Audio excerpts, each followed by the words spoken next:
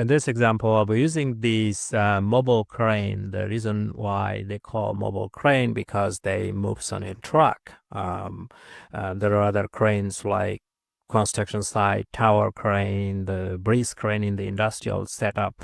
This one is mobile crane.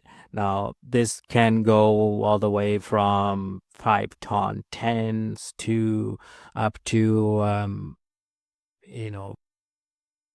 this one is 1500 US ton, which is 3 million pounds.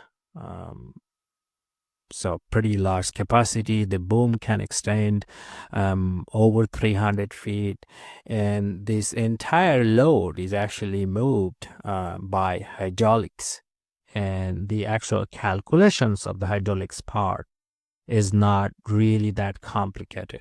So as you can see, this cylinder changes the angle of the boom. So it just move up and down depending on how far it needs to extend, things like that. And this cylinder is powered by a hydraulic pump that is powered by typically a diesel engine. Also, this pulley system that you can see here is operated by a hydraulic motor, typically that is not directly connected to the engine.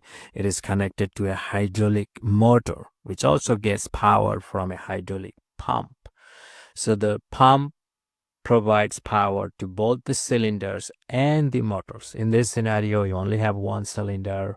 For a very large crane like that, you may have 8 to 10 large cylinders, depending on how many things it's moving and doing the action. As you can see, some cylinders there too. So now the actual calculation is really simple, the hydraulics part of it.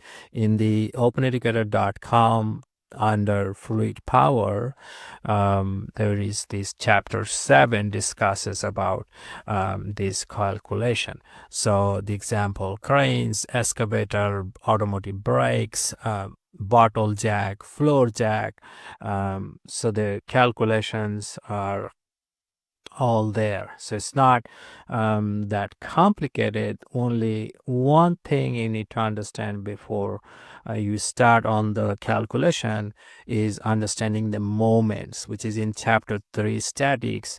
You can get familiar with moment or refresh your memory on that, because as you can see here, cylinders are not just used independently, they are connected by levers. So you do have to take moments to solve those problems.